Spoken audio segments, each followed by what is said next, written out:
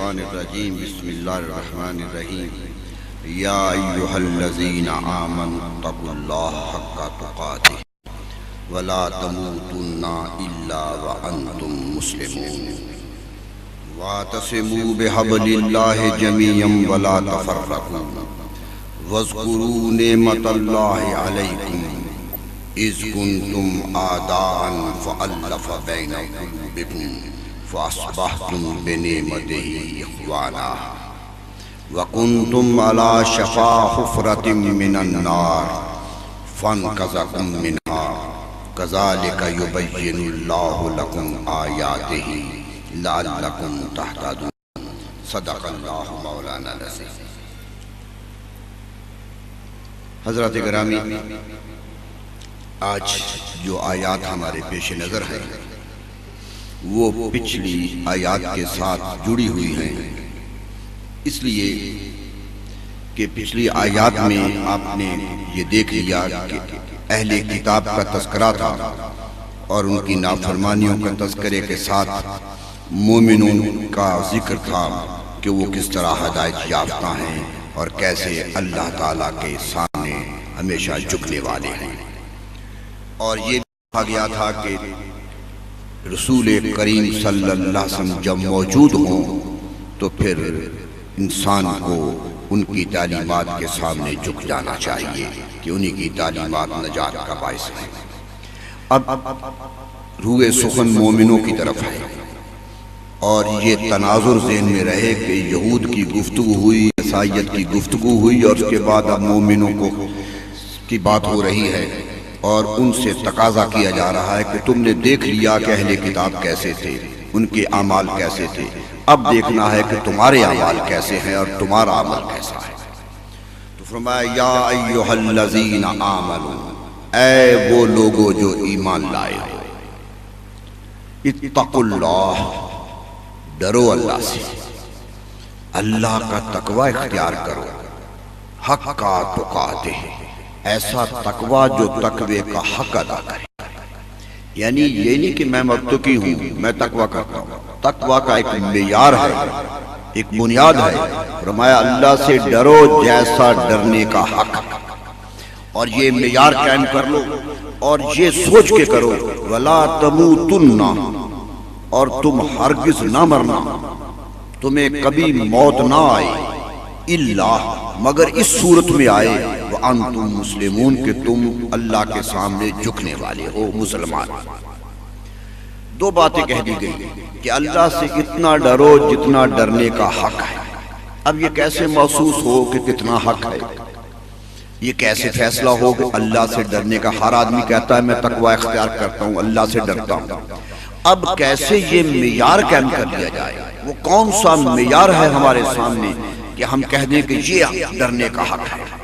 جب یہ آیات مبارکہ نازل ہوئی تھی تو صحابہ کرام رضوان اللہ علیہم اجمعین گھبرا گئے تھے، وہ پریشان ہو کے رسول اکرم صلی اللہ علیہ وسلم کے دربار میں آئے تھے، یا رسول اللہ، ہم انسان ہیں، دنیا میں رہنے والے ہیں، اللہ سے تقوی کا کیا حق ہے ہم کیسے ادا کر سکیں؟ کیسے ہو سکے گا جتنا حق ہے اس کے سامنے جھکنے کا ہم جھک جائیں؟ تو آپ نے انہیں تسلی بھی دی تھی، فرمایا تھا یاد رکھو قرآن صرف یہی نہیں کہتا کہ جتنا حق ہے جھکو، یہ بھی کہتا ہے فَاتَّقُوا اللَّهَ مَا اسْتَطَعْتُمْ، جتنی تم میں طاقت ہے اتنا تقوی اختیار کرو۔ تو یہ ایک سہولت دے دی کہ جتنی طاقت استطاعت ہے، یہ نہ ہو کہ تم تقوی اختیار کر سکو اور نہ سکو، یعنی ہمت ہو اور نہ کر سکو۔ اس پر نبی صلی اللہ علیہ وسلم نے اس کی وضاحت فرما دی اور صحابہ کرام کو تسلی ہو گئی کہ یہ ہے معیار۔ خود نبی صلی اللہ علیہ وسلم، حضرت عبداللہ بن مسعود رضی اللہ تعالیٰ کی حدیث ہے کہ نبی صلی اللہ علیہ وسلم سے پوچھا گیا کہ حضور حق کا تقاتے ہی سے مراد کیا ہے؟ جتنا ڈرنا ہے اس سے مراد کیا ہے؟ تو نبی صلی اللہ علیہ وسلم کی وضاحت یہ فرمائی ان یطاع فلا یعصی، فرمایا اس کا مقصد یہ ہے کہ اطاعت کرو اللہ کی اور نافرمانی کبھی نہ کرو۔ پہلی بات آپ نے بتائی ان یطاع، کہ اس کی اطاعت کی جائے، ولا یعصی، اور اس کی نافرمانی نہ کی جائے۔ کوئی زندگی کا عمل نہ آئے کہ نافرمانی کرنے والا ہو، یہ حق ہے اس کا کہ اس کی اطاعت ہے، ایک بات۔ اور فرمایا یاد رکھو ان یذکر فلا युनसा, اور اتنا اسے یاد کرو کہ کبھی بھولو نہیں. युनसा بھلایا نہ جائے. کوئی زندگی کا ایسا لمحہ نہ آئے کہ تم خدا کو بھول گئے ہو، وہ بھولا ہوا ہو جائے. فرمایا اتنا یاد کرو کہ بھولا ہوا کبھی نہ ہو. اور تیسری بات کہی وَيُشْكَرَ وَلَا يُكْفَرَ، فرمایا اس کا اتنا شکر ادا کرو کہ کبھی ناشکری نہ کرو. شکر ہی کرتے رہو، نہ شکری نہ ہو. تین باتیں کہیں. اتنا تقوی اختیار کرو کہ نافرمانی کا تصور ہی ختم ہو جائے. تمہارے ضمیر سے یہ آواز ہی اٹھ جائے کہ اللہ کے حکم کی نافرمانی کرنا ہے. اور زبان ہمیشہ شکر کرتی رہے، کبھی ناشکری نہ کرے. اور اسے یاد کرتے رہو، اور کوئی لمحہ زندگی کا نہ آئے کہ جب تمہیں اپنا پروردگار بھول جائے. یہ ہے حق کا تقاتی، ڈرنے کا. اور دوسری بات یہ کہی کہ تمہیں مرنا نہیں ہے مگر یہ کہ مسلمان ہو کے مرنا. اب سوال یہ ہے کہ مرنا تو ہمارے بس میں نہیں ہے، نامعلوم کب موت آ جائے گی.